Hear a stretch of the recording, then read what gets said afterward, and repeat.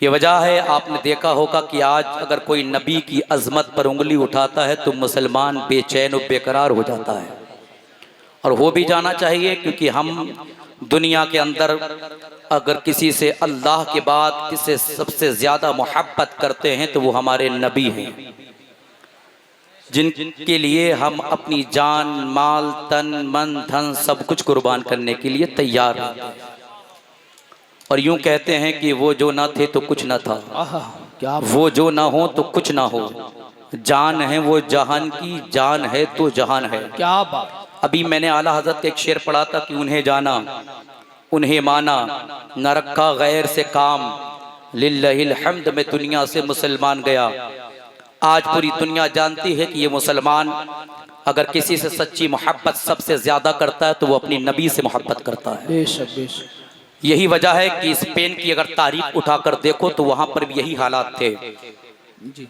जब तक मुसलमानों के सीने में मोहम्मदुर रसूलुल्लाह सल्लल्लाहु ताला अलैहि वसल्लम की सच्ची पक्की मोहब्बत मौजूद रही, किसी के अंदर इतनी हिम्मत न थी किसी उसका बाल भी बिका करे। लेकिन हल्के हल्के आपने स्पेन की तारीख को पढ़ा होगा, जिस तरह से मोहब्बत रसूल कम होती रही उसी तरीके से हम मगलूब होते रहे। और हाल ये हुआ कि एक चौराहे पर नबी का गुस्ताख खड़ा कर दिया जाता, वो नबी की शान में गुस्ताखी करता, उसके खिलाफ एक्शन लिया जाता। फिर दूसरे दिन फिर चौराहे पे खड़ा कर दिया जाता, फिर एक्शन लिया जाता। तीसरे दिन और एक चौराहे पे खड़ा कर दिया जाता, एक्शन लिया जाता। अनकरीब वो वक्त भी आ गया कि लोगों ने एक्शन लेना बंद कर दिया। जी। फिर हाल क्या हुआ, लोगों ने कहा कि अब मौका है, हमला करो और अब जो है हम फतह पा जाएंगे। वही हुआ। तो आज भी कुछ लोग हमारी नबी की नामूस पर हमला करते, हमारे नबी की इज्जत पर हमला करते। किसी ने कहा था ना कि अगर मुसलमान को तबाह करना है तो उनके नबी की मोहब्बत उनके दिल से निकाल दो। और अल्लाह का शुक्र है हम मुसलमान ऐसे हैं कि मर सकते हैं, नबी की मोहब्बत से सौदा नहीं कर सकते हैं। बेशक। हमारे हिंदुस्तान के कुछ कानून हैं, उस कानून के एतबार से हम अपना जो है प्रोटेस्ट दर्ज कराएं। हम ये भी कहते हैं पीसफुल प्रोटेस्ट होना चाहिए। कोई काम ऐसा नहीं होना चाहिए जो गैर कानूनी हो, गैर संवैधानिक हो। पीसफुल रो के अपना आप एहतिजाज दर्ज कराएं ताकि ये पता चले कि मुसलमान आज भी जिंदा है। मुसलमान उस वक्त तक जिंदा है जब तक उसके दिल में नबी की मोहब्बत मौजूद है। जिस दिन नबी की मोहब्बत दिल से खत्म हो जाएगी, मुसलमान बज़ाहिर तो जिंदा नजर आएगा लेकिन वो मुर्दा हो चुका होगा। अगर जिंदा रहना है तो नबी की मोहब्बत को दिल में बसा कर रखो। बेशक। सुभान अल्लाह। रब्बे काबा की कसम, जिसके दिल में नबी की मोहब्बत मौजूद होती है वो मरकर भी जिंदा रहता है। क्या बात। वाह वाह। और इसीलिए तो हम कहते हैं कब्र में लहराएंगे ता हश्र चश्मे नूर के, जलवा फरमा होगी जब तलअत रसूलुल्लाह की। सुभान मेरे अजीजों, ये आज का कोई नया कानून नहीं, नया तरीका नहीं, ये नया मामला नहीं है कि हमारी मोहब्बत के साथ खेला जा रहा है। जी। आज हमें परेशान किया जा रहा है। ये कोई नया नहीं, तारीख उठाकर देखे तकरीबन 1500 साल पहले बरी जब लोग नबी से मोहब्बत का दावा करने लगे, सताया गया। हजरत अबू बकर सिद्दीक ने जब नबी का कलमा पढ़ा है तो सताया गया, मारा गया था। इतना मारा गया, इतना मारा जाके बेहोश हो गए। खानदान वाले, घर वाले सब रिलेटिव आ गए, होश में आने का इंतजार करते रहे। अबू बकर जब होश में आए, पूछा अबू बकर क्या हाल है? क्या मेरा हाल बाद में पूछना, ये बताओ मेरे नबी का हाल कैसा है? क्या मेरे नबी का हाल बताओ। तो लोग खिसिया गए कि भाई हम तो इसका ख्याल पूछने आज का ख्याल रखते थे, ये रिश्तेदार खानदान का है, पूछने आए थे इसका हाल, लेकिन ये तो अपने नबी की बात करता है, जिसका कलमा पढ़ता है उसकी बात करता, अपने हाल को नहीं देखता। लोग चले गए थे, पूछने वाले लोग पूछते थे यार इसके ऊपर हो क्या गया है, कौन सा जादू करा दिया गया है? तो कहने वालों ने कहा था जादू नहीं कराया गया है, ये मुस्तफ़ा की मोहब्बत का कमाल है, ये अखलाके मुस्तफ़ा का कमाल है। अबू बकर दामन इस्लाम में आ चुके हैं। हजरत अबू बकर ने कहा था बताओ तो सही मेरे नबी का हाल क्या है। आपकी वालदा कहती है बेटे तुम अपना हाल देखो, अपनी फिक्र करो, तुम्हें बहुत चोट लगी है, बहुत मारा गया है, लहू लुहान कर दिया गया है, कई घंटों के बाद होश में आए हो। अबू बकर ने कहा था अम्मी जान अगर आप मुझसे मोहब्बत करती हो तो पता लगाओ मेरे नबी का हाल कैसा है, मेरे नबी कैसे है पता तो लगाओ, क्योंकि माँ थी, माँ की ममता जाग जाती है, पता लगाएं तो कैसे लगाएं। अबू बकर ने कहा था हजरत उमर की बहन कलमा पढ़ चुकी है, जाओ उम्मे जमील से मालूम कर लो वो नबी का कलमा पढ़ चुकी है। उम्मे जमील के पास जब गई है लेके साथ में आई है, अबू बकर ने पूछा उम्मे जमील बताओ तो सही नबी का हाल कैसा है। तो उम्मे जमील ने कहा था परेशान होने की जरूरत नहीं है, परेशान होने की जरूरत नहीं है, आका सलामत है, सही है, उन्हें कोई तकलीफ नहीं है। ये अबू बकर की मोहब्बत थी, जिंदगी के हर मोड़ पर अबू बकर ने सरकार से मोहब्बत का इजहार भी किया है और दुनिया वालों को बताया भी है ऐ इश्क तेरे सदके चलने से छूटे सस्ते, जो आग बुझा देगी वो आग लगाई है। अबू बकर ने कैसी मोहब्बत की है, चाहे तुम मामला फाइनेंशियली हो तो आपने मदद की है इस्लाम की, आपका मर्तबा फिर कैसे मिला है। जब नबी से इंसान कोई मोहब्बत करता है तो अल्लाह तबारक व तआला मरातिब को बुलंद व बाला कर देता है। अबू बकर को कैसा मर्तबा मिला, मोहब्बत रसूल का फायदा क्या हुआ। हजरत अबू बकर ने वसीयत करी थी और लोगों जब मेरा इंतकाल हो जाए मेरा जनाजा तैयार करके सरकार के कदमों में ले जाके रख देना, यानी रोज़े रसूल के सामने रख देना और सरकार से इजाजत ले लेना कि आपका गुलाम आपके कदमों में जो है दफन होना चाहता है। अगर मुस्तफा से इजाजत मिल जाए तो मुझे कब्र अनवर के करीब में सरकार की तुरबत के करीब में मुझे दफन कर देना, वरना जो है जन्नतुल बक़ी में दफन कर देना। हजरत अबू बकर का जनाजा जब तैयार किया गया था, रोज़े रसूल के सामने रखा गया था, मौला अली ने अर्ज किया था या रसूल अल्लाह आपका दोस्त आपके करीब में दफन होना चाहता है, इजाजत चाहता है, इजाजत दीजिए, आपके करीब में दफन होना चाहता है। तो रोज़े रसूल के दरवाजे खुलते हैं, तुरबते मुस्तफा से आवाज आती है दोस्त को दोस्त के करीब में दफन कर दो, इसलिए दोस्त दोस्त से मिलने के लिए मुश्ताक है। क्या बात, नारे तकबीर, नारे रिसालत, अज़मत अस्हाबे मुस्तफा, बहुत अच्छा हज़रत, जिंदाबाद। मोहब्बत का फायदा, बस मैं तारीख का एक वर्ग पलट कर आपकी निगाहों के सामने रखकर अपनी बात को खत्म करना चाहता हूं। मोहब्बत का फायदा, आज लोग कहते हैं इल्म मोहम्मद पर एफआईआर, क्या बात, बोलने नहीं देंगे, जुबानों पर ताला लगाने की कोशिश। हम तो ये कहते हम वो हैं कि अपनी नबी की मोहब्बत का इजहार हम तो जब तक जिंदा रहेंगे इजहार करते रहेंगे, और जब मर जाएंगे तो गोया जमीले कादरी की जुबानी ये बोलेंगे मैं वो सुन्नी हूँ। जमीले कादरी मरने के बाद मेरा लाशा भी कहेगा सलातो व सलाम। क्या बात, जिंदाबाद हज़रत, जिंदाबाद, बहुत अच्छा है। हमारी जुबानों पर ताला लगा सकते हो, कोशिश करो तो कर लो, हम तो मरने के बाद भी नबी का जिक्र करेंगे, नबी से मोहब्बत का इजहार करेंगे और इंशाअल्लाह ताला सुबह कयामत तक करते रहेंगे। इसीलिए तो हम बरेली की जुबान ये बोलते हैं हश्र तक डालेंगे हम पैदाइश मौला की धूप, मिसले फारस नजद के किले गिराते जाएंगे, खाक हो जाएं अदू जलकर मगर हम दो रजा, दम में जब तक दम है जिक्र उनका सुनाते जाएंगे। बस तारीख का एक फर्क पलट कर आपकी निगाहों के सामने रखना चाहता हूँ। जब पैगंबर इस्लाम नबी कौनैन सल्लल्लाहु तआला अलैहि वसल्लम ने ऐलान किया था वो लोगों तैयार हो जाओ, इस्लाम की अज़मत के लिए, इस्लाम की बका के लिए, इस्लाम के तहफ़्फ़ुज़ के लिए मैदान में जाना है। जिसने सुना तैयार हो गया, मैदान जंग में जाने के लिए तैयार हो गए, मुस्तफ़ा के कदमों में आके इकट्ठा हो गए। जब हज़रत हंज़ला ने इतना सुना है कि मुस्तफ़ा याद कर रहे हैं तो हंज़ला ने देर न की है, बल्कि शादी की पहली रात थी, मोहब्बत की पहली रात थी, लेकिन हंज़ला ने इसका ख्याल न किया है, बल्कि तैयार होके फौरन जो है निकले जंग के मैदान के लिए। आपकी बीवी ने अपने हाथों की हथकड़ी बनाकर आपके कदमों में डालकर कहा था मेरे शौहर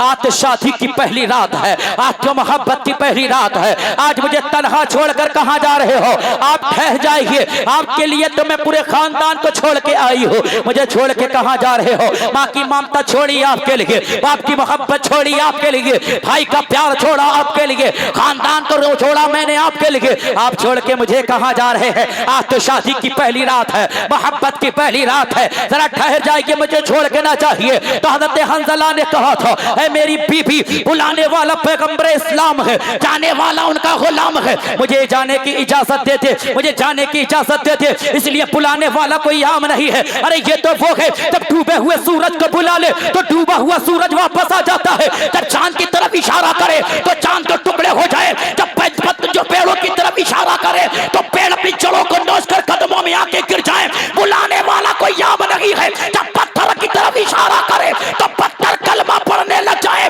बुलाने वाला कोई आम नहीं है, शम्सुद्दोहा है, बदरुद्दुजा है, नाइबे खुदा है, मेराज का दूल्हा है, हबीबुल्लाह है, रसूलुल्लाह है, मुझे जाने की इजाजत दे दे। ऐ मेरी बीबी, तेरे लिए तो खुशखबरी है, अगर मैं बच के आ गया तो गाजी की बीबी कहलाएगी, और मैं शहीद हो गया तो जमाना शहीद की बीवी कहेगा। ऐ मेरी बीबी, मुझे जाने की इजाजत दे दे। तो बीबी भी थी, वफादार बीबी थी, कहने लगी जाने की इजाजत तो दूंगी, लेकिन एक वादा करके चाहिए, अगर शहीद हो गए तो मैदान महशर में जब मुस्तफा के दस्ते पर कसे जन्नत का टिकट लेकर जन्नत की तरफ आप जा रहे होंगे तो मुझे मत भूलिएगा, मुझे भी साथ में लेकर जन्नत में चले जाइएगा।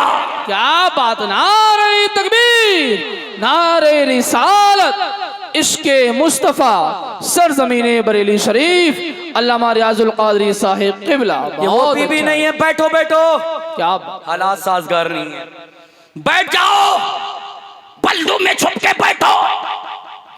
अरे नामुस से रिसालत की बात हो तो पल्लू में नहीं छुपा जाएगा, मैदान महशर में आकर यूं बोला जाएगा, न घबराओ मुसलमानों, खुदा की शान बाकी है, अभी इस्लाम जिंदा है, अभी कुरान बाकी है। जिंदाबाद जिंदाबाद, बहुत अच्छा। पल्लू में नहीं छिपा जाएगा, इजाजत दे, इजाजत मिल गई। जब इजाजत मिली है, हंज़ला कदमे मुस्तफा में नहीं डायरेक्ट में जंग के मैदान में पहुंचे, और पहुंचने के बाद जब शरीक हुए हैं, आवाज बुलंद हो रही थी, तलवारें चल रही थी, ऐसा लग रहा था कि हंज़ला की तलवार में आसमान पे चमकने वाली बिजलियां उतर आई हो। हंज़ला की तलवार चल रही थी, कुफारों के सर कट रहे थे, कुफार कटते नजर आ रहे थे, ऐसा लग रहा था कि गाजर मूली की तरह कट रहे हो। हंज़ला की तलवार चल रही थी, इधर नारे तकबीर और रिसालत की सदाएं बुलंद हो रही थी। किसी ने ऐलान किया है, मुबारक हो मुसलमानों, फतह का झंडा हम लहरा चुके हैं, जीत हमारी हो गई है। क्या बात है, जिंदाबाद है। जब सब मुबारकबाद देने लगे, मुबारकबाद देने लगे, मुबारकबाद देने के बाद सब इकट्ठा होकर मुस्तफा की बारगाह में हाजिर हो गए और करने लगे, या रसूल अल्लाह, जंग के मैदान को हमने फतह कर लिया है, इस्लाम की जीत हुई है, इस्लाम का परचम लहर रहा है, सरकार मुस्तफा सरकार के दो आलम के कदमों में सब हाजिर हो गए हैं। सरकार की निगाहें नबूवत किसी को देख रही थी, निगाहें मुस्तफा किसी को तलाश कर रही थी। गुलामों ने अर्ज की, या रसूल अल्लाह, किसे तलाश कर रहे हो, किसे देख रहे हो? सरकार ने फरमाया था, एक मेरा गुलाम और जंग के मैदान में गया था, शादी की पहली रात थी, मोहब्बत की पहली रात थी, वो मेरा गुलाम मैदान में गया था, वो नजर नहीं आता, किधर है? पूछा गया, हुजूर वो कौन है? क्या कोई और नहीं, नाम हंज़ला है, तलाश करो, जंग के मैदान में जाओ। जंग के मैदान में सब लोग जाते हैं, जंग का जायजा लेते, मैदान का जायजा लेते, सब लोग तलाश करते रहते, लेकिन जब कहीं पर हंज़ला की पोटी नजर नहीं आती, हंज़ला का जब लाशा नजर नहीं आता, तो गुलाम पलटकर मुस्तफा की बारगाह में हाजिर होकर अर्ज करते हैं, या रसूल अल्लाह, हंज़ला को चारों तरफ तलाश किया गया है, हंज़ला को ढूंढा गया है, लेकिन मेरा एक गुलाम नजर नहीं आता। पूछा गया, हुजूर वो कौन है? आका बताएं तो सही उसका नाम क्या है? सरकार फरमाते, उसका नाम हंज़ला है, जरा तलाश तो करो कहां है। गुलाम दौड़ते हुए मैदान जंग में जाते हैं और जाने के बाद तलाश करते कि हंज़ला कहां है।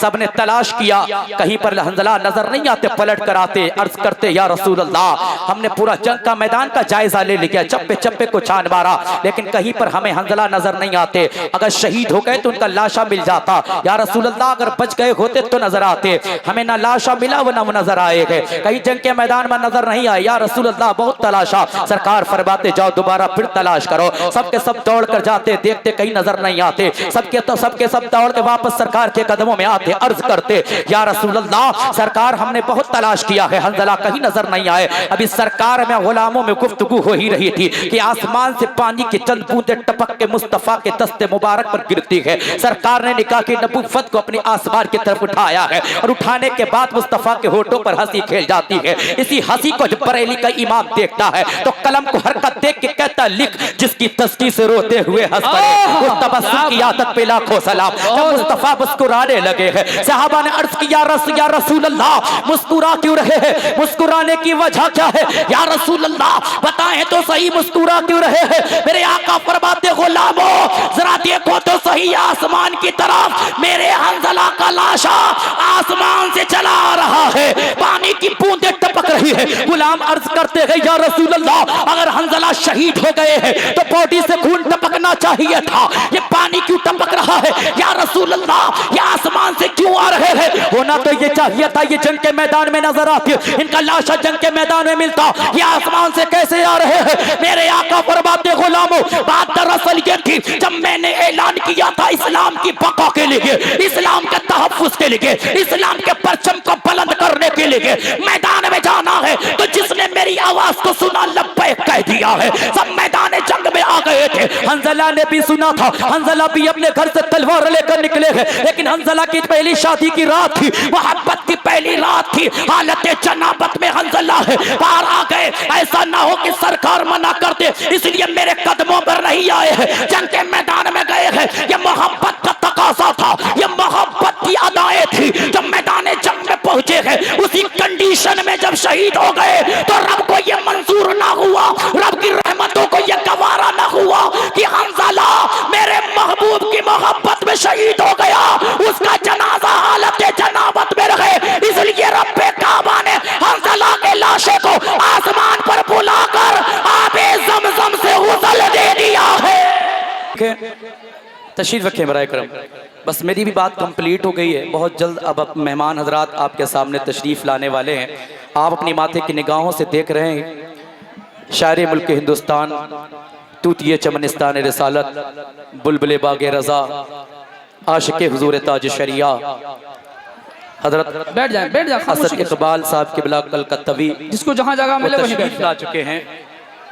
अल्हम्दुलिल्लाह हमें फ़ख्र है कि अहले सुन्नत वल जमाअत में बहुत से शायर वफादार हैं मसलक के, लेकिन सबसे नुमाया अगर कोई ज़ात नज़र आती है वो तो असद इकबाल की ज़ात है। क्या बात, वाह, जिसने किसी भी कंडीशन में मसलक का सौदा नहीं किया। आज अल्हम्दुलिल्लाह बेहतरीन पक्के सच्चे टनाटन मसल के आला हज़रत के सिपाही जनाब असद इकबाल कलकत्तवी साहब की बिला से नबी की नाते सुननी है इंशाल्लाह। आप सब सुनेंगे ना?